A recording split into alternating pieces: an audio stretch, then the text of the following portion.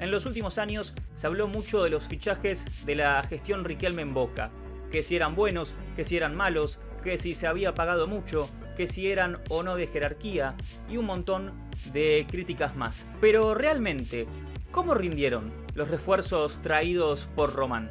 Lo analizamos con un tier list a continuación.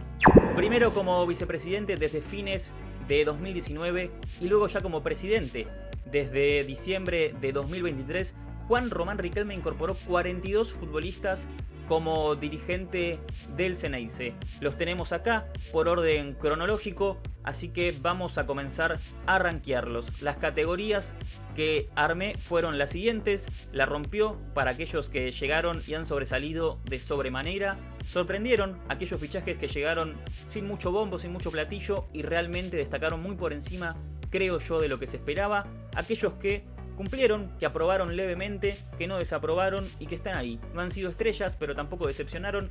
Esos irían en cumplieron. Luego fracasó, aquellos que llegaron con un gran estatus y no dieron la talla para nada. Los que jugaron poco, los que no tuvieron suficientes minutos como para evaluarlos de alguna manera, tanto positiva como negativa. Luego los que han sido un auténtico desastre, creo que la palabra habla por sí sola. Y luego los que fueron directamente fichajes inentendibles, fichajes que jamás deberían haber pasado. Así que vamos a empezar con el primero de todos, que fue Paul Fernández. Lo tengo acá el dato. Paul llegó en enero de 2020, el primer fichaje de la gestión Riquelme como vicepresidente. Llegó a préstamo desde Cruz Azul. Y la verdad que con Paul Fernández hay un tema, ¿no? Ya sabemos todo lo criticado que fue. Y creo que el gran problema de Paul Fernández radicó en algo. Él nunca estuvo a la altura de ser capitán de Boca. Era un jugador que claramente no estaba para ser capitán. Y eso, no necesariamente por ser malo, lo hizo ser foco de críticas. Uno esperaba que el capitán de Boca tuviese otro nivel de calidad en sus pies, otro tipo de actitud seguramente, y Paul Fernández nunca fue eso. No creo que tampoco haya sido ese jugador que jamás hizo algo bueno, que tanto se criticaba. Creo que se lo criticaba de sobremanera por el rol que le tocó cumplir y que claramente no estaba a la altura de ese rol, no necesariamente porque era malo. No creo que todo lo de Paul Fernández haya sido malo en Boca, pero fue un ciclo que se desgastó de tremenda manera.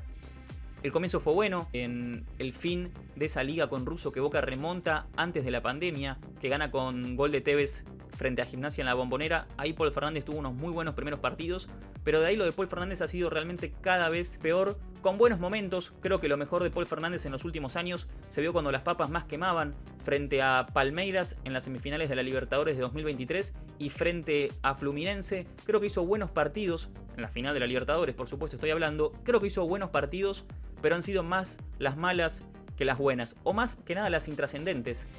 Ralentizaba el juego, daba pases al costado, a Boca le costaba ir para adelante cuando estaba Paul Fernández en la cancha, se notaba cuando Paul no estaba, porque Boca iba muchísimo más hacia adelante. Entonces creo que con Paul Fernández hay un tema, que es que desastre creo que es mucho, jugó poco claramente no es. Creo que Paul Fernández fracasó, empezó muy bien, tuvo algún bache que estaba en un nivel dentro de todo intermedio. Recuerdo también algún que otro gol importante como esa Independiente de cabeza para ganar la Liga Profesional 2022, pero después han sido creo que más intrascendentes o malas que buenas. Entonces creo que Paul Fernández fracasó en este regreso a Boca.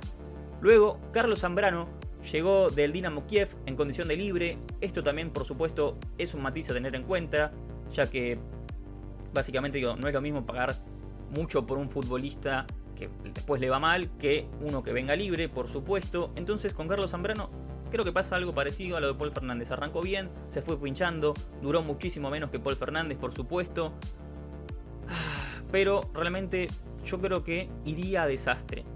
Porque lo que se vio, sobre todo en la Libertadores del 2020, o del 2020-2021, esa creo que es en fines de 2020, sí, contra el Santos, ese 3-0 de Boca en Brasil, donde Boca claramente no estuvo a la altura. Se veía un Zambrano que era muy displicente, pegaba patadas sin sentido, codazos sin sentido, se iba expulsado a veces sin sentido. Si no recuerdo mal se va en 2022, después de esa final con Racing, que hay golpes por todos lados. Y ha tenido muchos problemas también con la pelota. Creo que desastre podríamos añadir una categoría, creo que tuvo un nivel bajo, no sé si desastroso gran parte del tiempo, pero si tendría que ubicarlo en alguna categoría diría que fue un nivel bajo tirando a desastre. Así que vamos a dejarlo acá, o incluso vamos a hacer algo, vamos a crear una nueva categoría, ahí va, Creo que Zambrano cae en nivel bajo. De momentos desastroso, pero tampoco tan desastroso todo el tiempo como para ponerlo ahí. Creo que es más un nivel bajo que otra cosa. Luego lo de Javi García, realmente yo creo que va inentendible, ¿no? Porque, por supuesto, tercer arquero, un chico de la casa o un hombre de la casa. Lo mejor de él en su carrera se vio en Tigre. En Racing, un arquero intrascendente, de rotación. En Boca vino a ser un arquero de rotación, promedio 13 partidos por año. Creo que no estaba para ser segundo arquero de Boca, para nada. Y de tercer arquero tampoco, es un buen arquero que cada vez que ingresaba me parece que tenía claros problemas de seguridad, mal en los pies. También creo que bastante mal en el tema de las salidas de los centros. Muy difícil descolgar un centro para Javi García. Y también creo que se ha comido goles realmente ridículos. Entonces, encima que vino con una edad bastante grande, por más de ser alguien de la casa, creo que cae en un inentendible. No creo que ni siquiera le daba para ser tercer arquero en Boca. Seguimos con Edwin Cardona, fichaje que vino a préstamo del Cholos de Tijuana, A ver, lo de Cardona es un tema, ¿no? Porque por supuesto no fue aquel jugador de su primera etapa que le hacía goles a River allá por el 2017 en el Monumental de tiro libre. Tampoco diría que fue mala. No estaba bien físicamente, eso por supuesto. Justo estas fotos de la Copa Diego Armando Maradona, si no recuerdo mal, esta foto es de ese partido contra Newell's que él hace un doblete en el comienzo de ese campeonato. Y luego él hace un golazo frente a Banfield en la final. Sin embargo, después lo de Cardona no fue muy bueno. Todos recuerdan tal vez de esta etapa también ese penal que la quiere picar y se la ataja el arquero de River, el Chico Díaz, que después, bueno, desapareció porque eso fue el mejor momento de su carrera. Boca igualmente pasó ese día, pero un poco con la teoría de los colombianos de Luquita Rodríguez, Cardona desperdició un penal y ya 2021 no fue tan bueno como la Copa Diego Armando Maradona de 2020. Se fue a Racing por un monto interesante, creo que fueron 3 millones de dólares, una cifra un poco rara, creo que fue Gago que lo había pedido.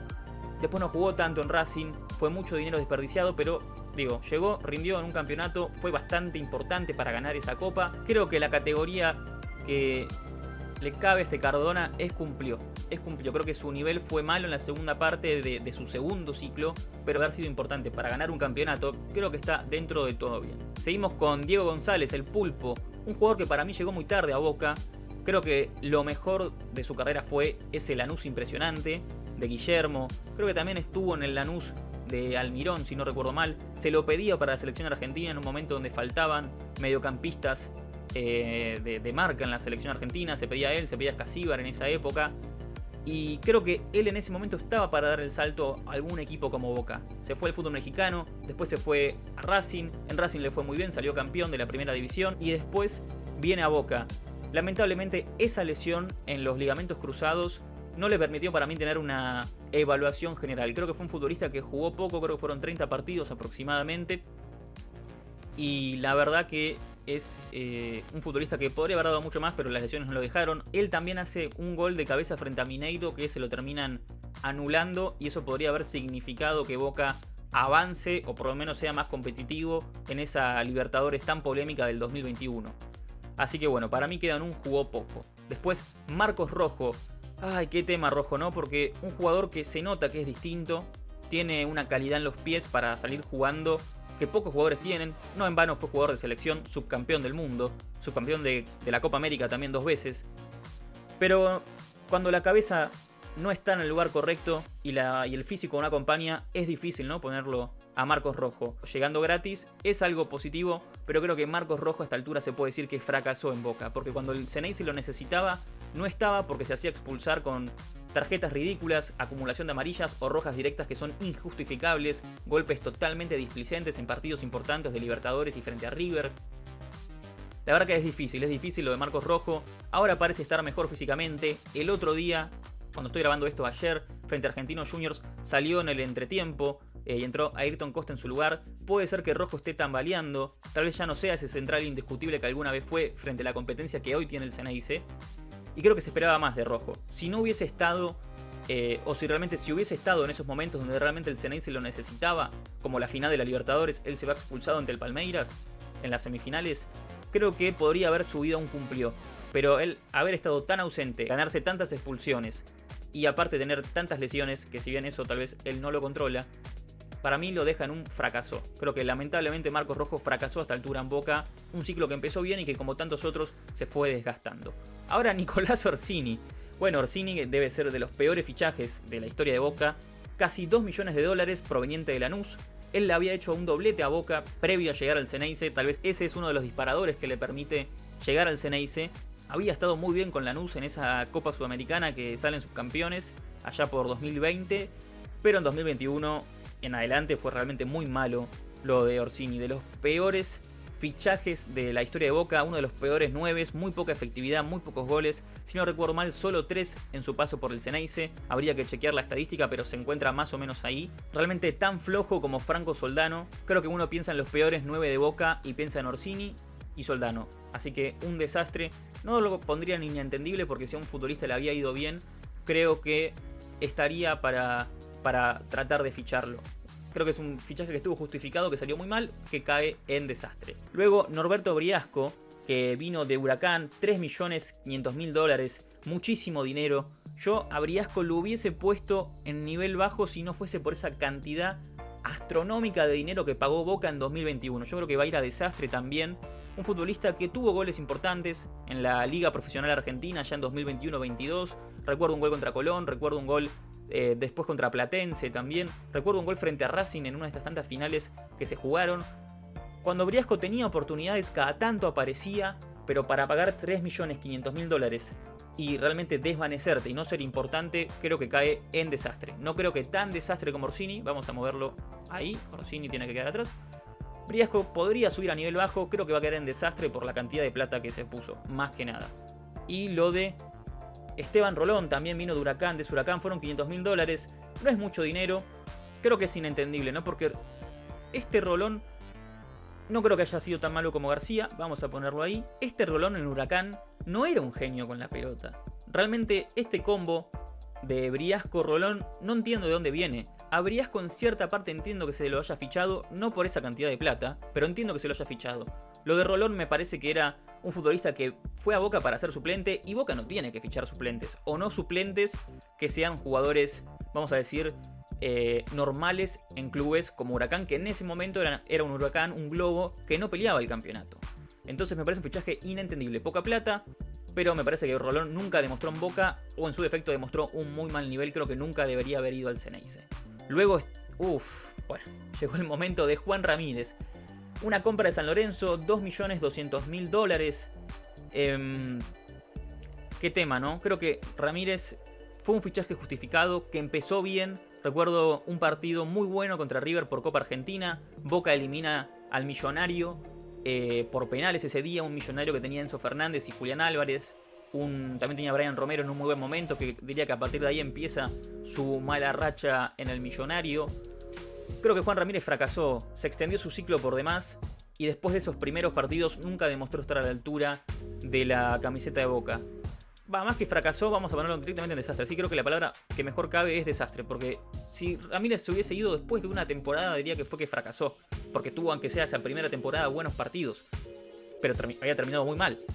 Pero ya directamente lo de Ramírez es desastre, ¿sabes? Injustificable todo el tiempo que se quedó en Boca y vamos a dejarlo ahí. Advíncula, qué tema con Luis Advíncula, ¿no? Porque hace 6 meses yo diría que hubiese escalado a la rompió, pero su nivel bajo y sus expulsiones frente a Cruzeiro y Vélez, Cruzeiro por la Copa Sudamericana, el día que Boca se queda fuera de ese torneo de segundo nivel continental, y frente a Vélez en las semis de la Copa Argentina de 2024, condicionando ese partido que después el Xeneize pierde y queda fuera.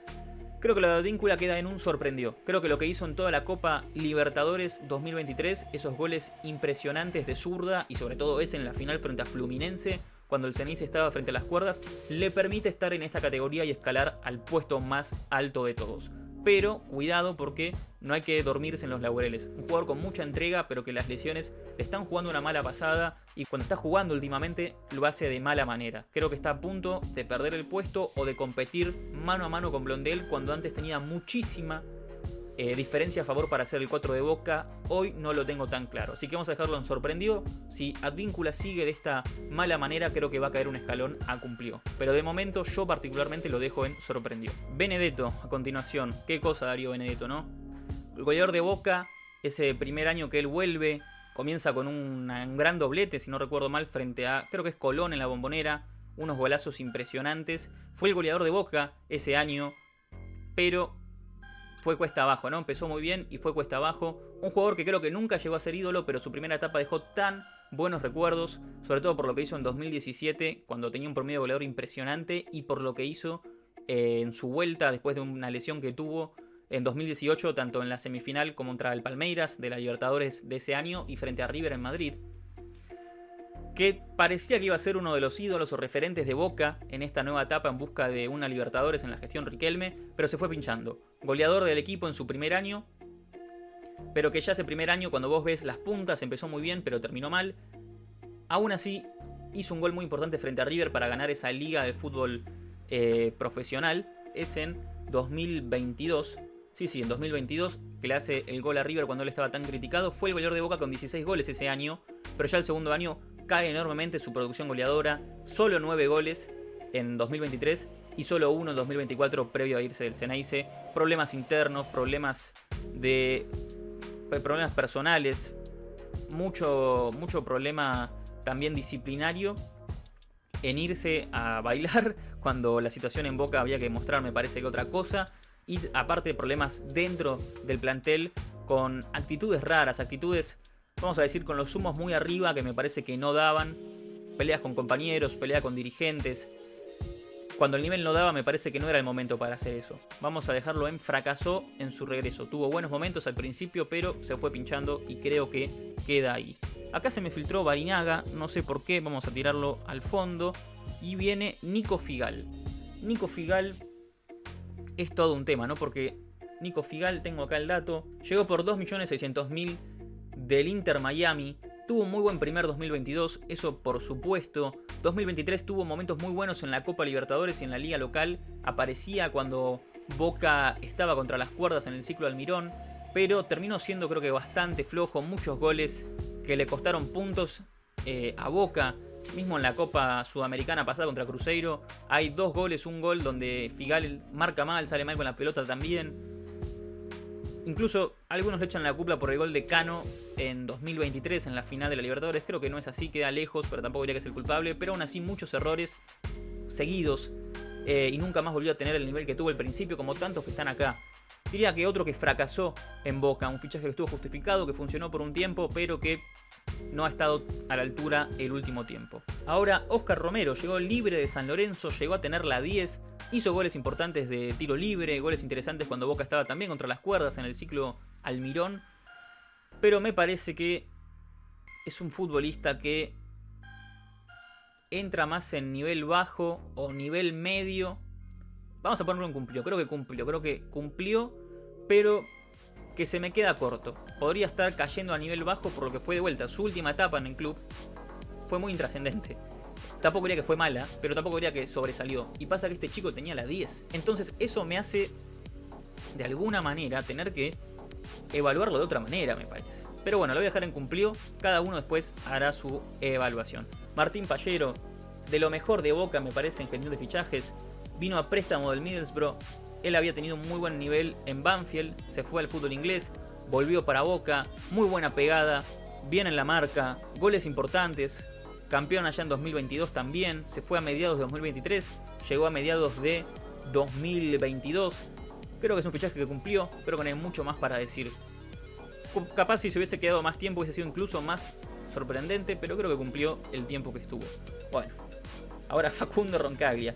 Vino de Chipre, vino con alrededor de 35 años. La verdad que inentendible este fichaje de Riquelme. Jugó muchos partidos, los jugó mal, muchos errores. Una defensa de Boca que se caía a pedazos, errores con la pelota.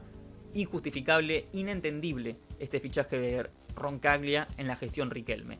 Después, Chiquito Romero, qué cosa Chiquito Romero, porque realmente creo que lo que él había hecho en 2023 no era bueno en el torneo local, pero en la Copa Libertadores había hecho algo tan impresionante en la tanda de penales, y cuando Boca estaba también sufriendo en el juego contra Palmeiras hace un par de atajadas impresionantes, una quemarropa que es increíble, que le saca, creo que es a Pires, si no recuerdo mal, el lateral izquierdo del Palmeiras, el uruguayo. Y bueno, eso era Romero. En la Copa Libertadores fue impresionante y creo que eso le salvó el año en 2023. El tema es que en 2024 fue realmente muy malo. Ya todos esos errores que tenía en 2023 los siguió teniendo sin tener su performance impresionante en torneos internacionales. Entonces Romero creo que es un tema, ¿no? Yo lo pondría en fracasó porque realmente se está yendo muy mal de Boca. O no está jugando por estar muy mal en Boca, si es que no se va. Claramente ha perdido el puesto con Bray y lo va a perder con Marchesín también, que me parece que va a ser el titular. Y me parece que Romero va a quedar de tercer arquero si es que se queda. Entonces, es muy difícil, ¿no? Porque Romero está en la línea de casi haber sido ídolo. Yo creo que si Romero ganaba la Libertadores, claramente hubiese pasado a ser ídolo de Boca, por lo menos un ídolo moderno. Pero no lo fue. Y después en 2024 no estuvo a la altura para nada. Errores totalmente que le costaron a Boca, errores impresionantes que le costaron a Boca muchísimo. Entonces es todo un tema, yo creo que va a quedar en fracaso, lamentablemente, ¿no? Uno es muy duro, porque de vuelta estos ciclos se extienden por fuera del buen nivel con el que arrancan, entonces creo que queda ahí, lamentablemente. Bueno, luego Bruno Valdés llegó libre, un defensor que tuvo una cantidad de errores impresionantes. Capaz lo más recordado es esa vez que está jugando Boca, que creo que es contra San Lorenzo, que se agacha en una jugada, un error totalmente ridículo, displicente. Errores en la salida con la pelota, marcas totalmente ridículas, tarjetas sin sentido. Bruno Valdés, desastre. Llegó gratis, pero ni siquiera creo que llegó a tener algún que otro partido como para ponerlo a un nivel bajo. Entró contra Palmeiras, si no recuerdo mal, en la semi de la Libertadores y no lo hizo para nada mal. Y entró en la final de esa Libertadores. Ahí a Boca no lo comprometió, de hecho él terminó jugando casi de 9, cuando Taborda estaba tratando de tirar esos centros para ver si Boca podía lograr el empate, el 2-2 para ir a los penales. Pero bueno, o sea, realmente no estuvo a la altura en gran parte de su ciclo en Boca. Por lo menos llegó libre del América, pero no estuvo bien. Luego Leandro Bray. Creo que Bray va directamente a... Creo que ha cumplido Bray.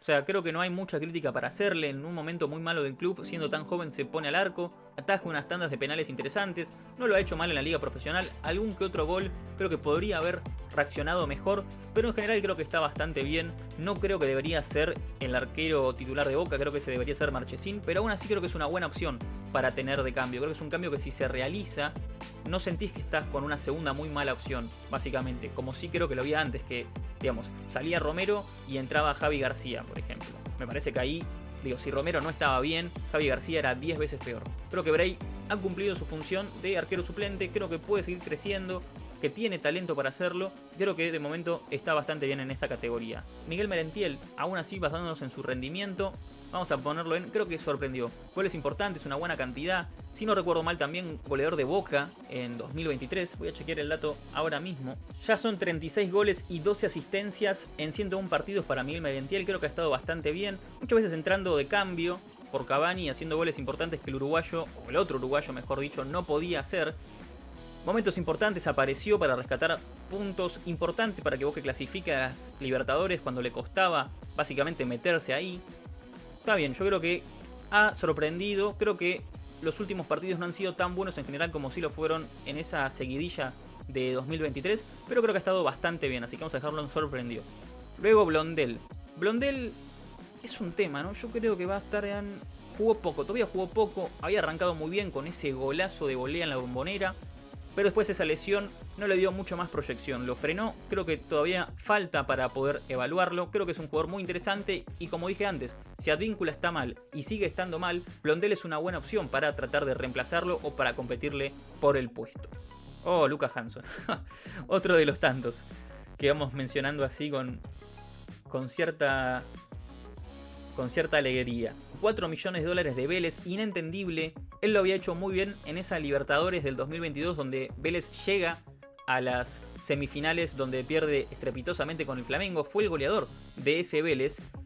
Pero después en 2023 él jugaba en el Fortín, en un Fortín que peleaba por el descenso y prácticamente jugaba poco y jugaba mal cuando lo hacía. Entonces pagar 4 millones de dólares por Lucas Hanson en 2023 me pareció delirante. Tal vez en 2022 hubiese tenido cierto sentido, pero lo poco que ha hecho Hanson en Boca es realmente muy malo. Un desastre, muy pocos goles, muy pocas asistencias, robándole minutos de juego creo yo a jugadores que tendrían mucha más proyección. Bueno, hay momentos de hecho bastante ridículos, como en uno que se cae solo, se trastabilla, puede pasar, igual no pasa nada. Pero bueno, creo que es un jugador que no está a la altura de estar de Boca y debería irse. Luego viene Edinson Cavani, libre del Valencia.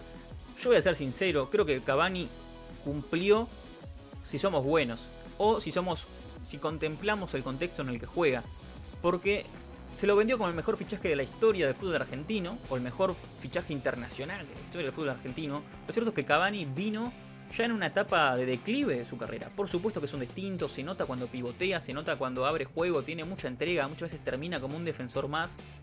Pero en los momentos importantes de Boca de 2023 estuvo muy mal. Nosotros, de hecho, en el canal, esa primera etapa, sus primeros 20 partidos de Boca de Cavani, los pusimos como uno de los peores regresos del fútbol sudamericano. Por supuesto, abriendo a la incógnita o a la posibilidad de que pudiese mejorar en un futuro porque recién arrancaba. Pero esos primeros 20 partidos de Boca, cuando el Ceneice lo necesitaba, fueron muy malos.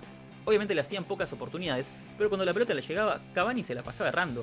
Después en el principio de 2024 mejoró, hizo una seguidilla muy buena de goles, pero después se lesionó. Y desde que se lesionó, no ha rendido igual que en esa seguidilla de goles que tuvo. Por supuesto que creo que jamás volvió a rendir igual de mal que en ese principio que tuvo, pero me parece que, si bien demuestra las cosas que alguna vez fue, Cavani no es el monstruo que era en su momento en el Napoli, en el PSG, que Riquelme vendía como si fuese a venir de esa manera. Era obvio, la edad te desgasta. Él ya de hecho venía en el Valencia de jugar muy poco. Entonces me parece que cumplió en un Boca con muchos problemas, que a veces no le hace llegar la pelota, que él entrega, que pivotea, que es un distinto, que ha hecho goles importantes también, pero creo que en general se queda corto. Para mí se ha quedado corto, pero aún así vamos a ponerlo en qué cumplió. Bueno, Marcelo Sarachi, ex River, campeón con el Millonario allá en Madrid. Creo que en 2023 no arrancó bien, creo que de hecho hizo una muy mala final de Libertadores frente al Fluminense, pero que Diego Martínez lo recuperó y lo recuperó muy bien en 2024 y su buen nivel continuó ya con Fernando Gago. Creo que es una buena opción para tener en cuenta.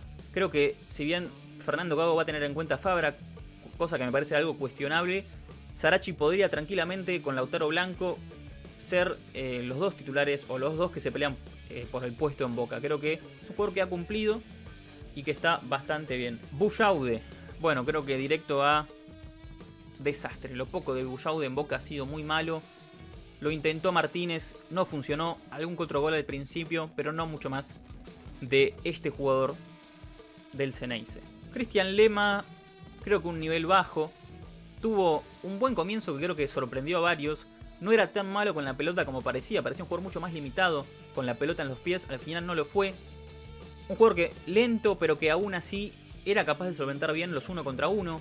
Pero que lesiones y aparte faltas criminales como esa frente a Estudiantes marcaron su paso en Boca, que en general ha sido de un nivel dentro de todo bajo, creo yo. No hay mucho más. Creo que en otro contexto Lema jamás hubiese sido jugador de Boca. Lo que hizo no estuvo tan mal, pero tuvo errores puntuales tan graves que me parece que merece que esté en esta categoría. Luego Kevin Zenón.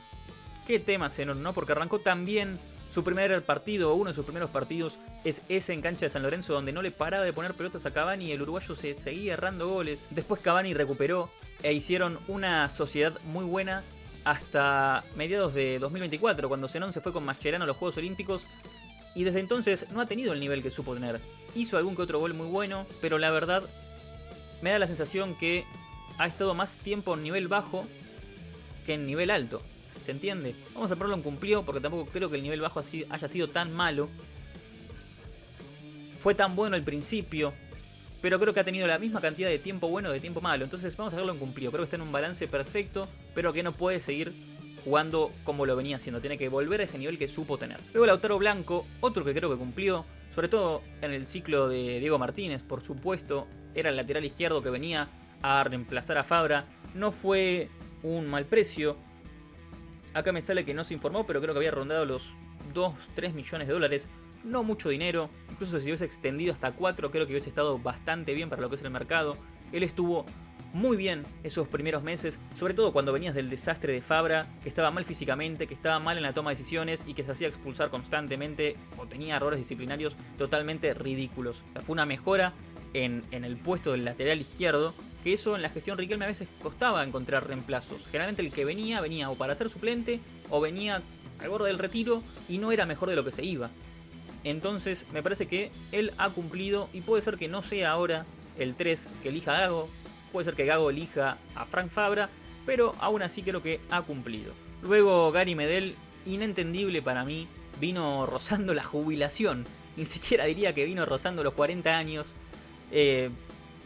Es un fichaje que no hay mucho para decir, ¿no? O sea, realmente jamás debería haber vuelto a Boca.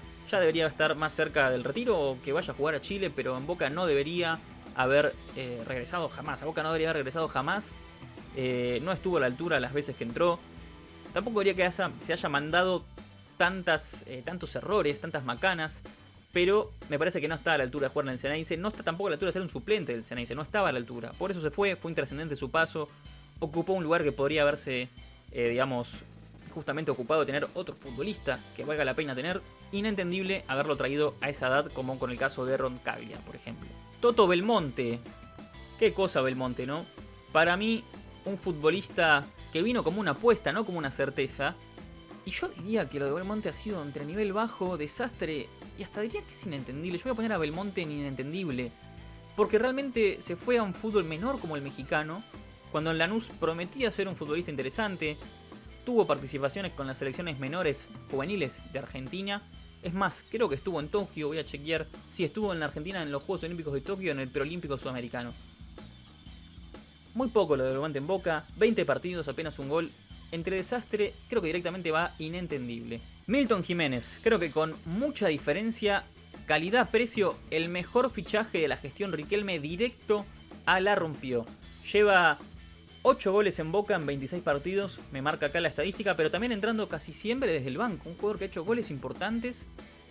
Creo que el más importante frente a Cruzeiro, cuando Boca se quedaba fuera de la Sudamericana con uno menos, pero que ha hecho goles importantes frente a San Lorenzo, en la Liga Argentina, sistemáticamente, cuando entra, con pocos minutos, muchas veces jugando solo. Cavani a veces no puede, por la edad, por el físico, por el desgaste, jugar solo arriba cuando no le llegan las pelotas, y Milton siempre alguna se inventa, y siempre alguna le cae, y siempre alguna termina en gol. Peleando, estando solo, lo hace. La ventaja frente a Cavani tal vez no es técnica, me parece que por supuesto Milton Jiménez es mucho más limitado que Edinson Cavani.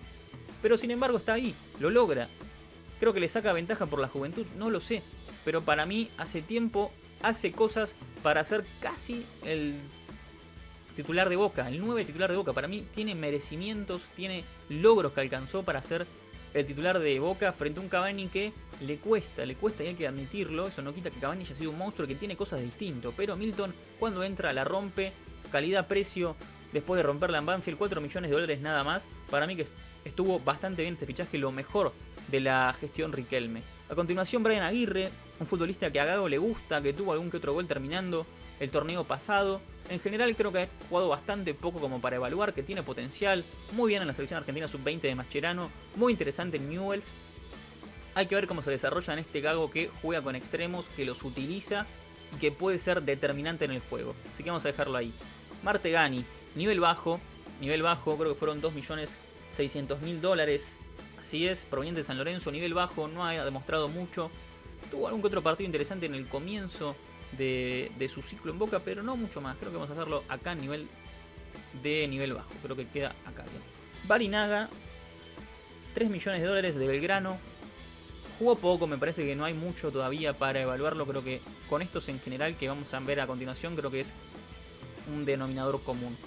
Lo de Miramón, lo poco que ha habido, ha sido nivel bajo. Un jugador que le fue bien en Gimnasia de la Plata, que tuvo algún que otro minuto en la selección argentina sub-20 de Mascherano, que en Francia no tuvo minutos y cuando vino a Boca se notaba que estaba falto de juego. Demostró cosas interesantes en sus pasos anteriores, sí, pero tampoco no sé si lo suficiente para irse a jugar a Europa en una liga francesa, en el Lille, donde no jugó, y en Boca vino y se nota que está falto de fútbol, y se nota cuando entra, porque tarda en dar los pases, porque se equivoca, porque cuando lo presionan no tiene tiempo de reacción. Me parece que está en un nivel bajo, que si se prolonga así en el tiempo va a caer en la categoría de desastre. No deja de ser un préstamo, es cierto, pero bueno, me parece que no ha estado a la altura todavía. Y bueno, quedan los fichajes que recién llegaron, obviamente recién arrancan, y me parece que es bastante temprano para evaluar a todos estos. Por supuesto, no hay ningún tipo de duda. Sin embargo, vamos a hacer una pequeña predicción de cómo creo que le va a ir a estos fichajes. Yo creo que Ander Herrera va a romperla. Tengo muy buenas sensaciones de que así va a serlo. Tuvo un muy buen debut frente a Argentino de Montemaíz, por supuesto, frente a un nivel menor, un rival de niveles menores. Después contra Argentinos Juniors, en el debut de la Liga Argentina, no estuvo cómodo y parece que se ha lesionado, según la información que ha salido últimamente, y que parece que no va a estar frente a Unión. Eso no tiene que decir que todo el ciclo va a ser así, pero creo que tiene calidad y tiene movimientos muy interesantes y pases hacia adelante, que es a lo que Boca le faltaba. A Boca le faltaba un jugador que puede romper líneas, que tenga tranquilidad con la pelota y que sea un reloj que maneje los tiempos del equipo. Me parece que Ander Herrera tiene lo que Boca necesita hace años y que la va a romper. Después con Velasco se pagó mucha plata. Yo creo que Velasco va a cumplir. No creo que va a ser un crack que valga 10 millones de dólares, porque también tiene un tema que él creo que juega mejor detrás del número 9, y ahí está Palacios, que Palacios parece que va a ser el titular de Gago.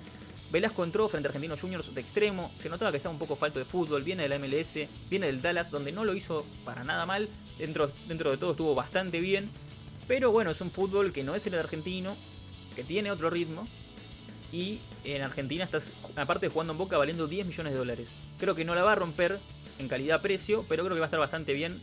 Hay que ver cómo se adapta a el esquema de Gago, porque si él no va a jugar de lo que realmente juega, puede ser que hasta caiga en categoría de fracaso por la plata que se pagó. No por culpa de él, sino porque va a tener que adaptarse a una posición nueva donde claramente no va a demostrar lo que vale. O no va a poder llegar a demostrar lo que vale. Pero bueno, vamos a creer que le va a ir dentro todo bien. Luego Ayrton Costa, creo que otro que va a cumplir. Más creo que va a sorprender, me da la sensación que va a sorprender. Porque a Boca le viene faltando recambio a los centrales hace años. De hecho hemos visto que los recambios que ha tenido han sido bastante flojos, como el caso de Cristian Lema, que tiene otros pibes como Dirolo, que creo que todavía no están lo suficientemente curtidos para ser centrales de Boca, que han hecho cosas interesantes, pero no lo suficiente para ganarse ese puesto todavía. Y creo que Acosta es jerarquía, creo que es un salto de jerarquía. Jugó poco el otro día frente a Argentinos Juniors, casi clava un gol de cabeza o genera una situación de peligro en un córner. Buen poderío físico y bien con la pelota, y creo que eso es lo que a Boca le hace falta, así que para mí va a sorprender. Luego Marchesín, bueno, entrado en edad, pero un arquero muy bueno, uno de mis favoritos de la última década de fútbol argentino. Creo que Marchesín la va a romper, creo que va a ser como, creo que siempre fue mejor que Chiquito Romero, o gran parte de su carrera fue mejor que Chiquito Romero, más constante por lo menos a nivel clubes, sacando la selección por supuesto. Lo de Romero fue bueno en la selección en una etapa.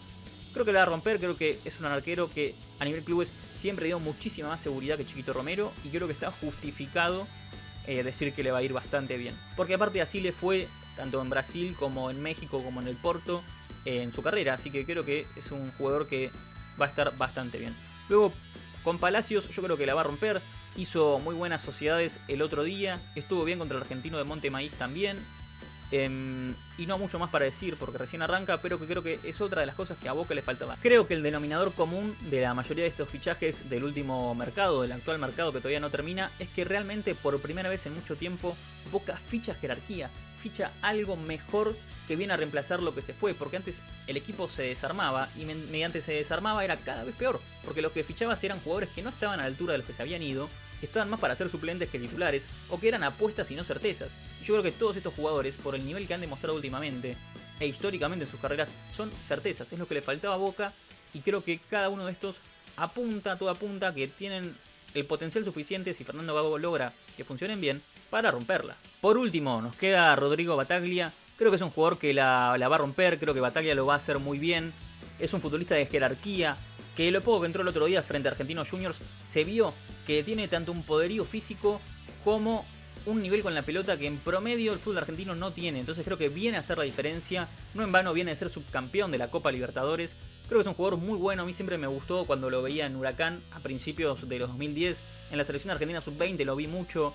Un jugador que tuvo pasos europeos por la Liga de Portugal, que acá en Argentina no lo hizo mal en Racing. Creo que es un jugador de jerarquía que viene a sumar y que creo que hay altas chances de que le vaya muy bien. Pero bueno, eso es todo por el día de hoy. Así queda nuestro tier list final. Ustedes hagan el suyo. Pueden comentarme si están de acuerdo con las cosas que pusimos el día de hoy acá. Si harían algún cambio, cómo lo harían. Háganlo si quieren. Les puedo dejar el link si es que me lo piden para que lo puedan hacer. Yo lo puse como fichajes del área Riquelme, creo que si lo buscan así lo van a encontrar. Espero que interactuemos, espero que les haya gustado este video. Vamos a empezar a hacer tier list, tanto como análisis de reacciones, que ya hemos hecho la primera el otro día de Argentina Sub-20. Y aparte todo esto va a estar sumado a los videos que hacemos siempre de dónde están las promesas y estos tipos de informe que hacemos. Así que bueno, espero que les haya gustado. Soy Santiago Rubio, esto fue La Gaceta del Fútbol y sin más, nos vemos en la próxima.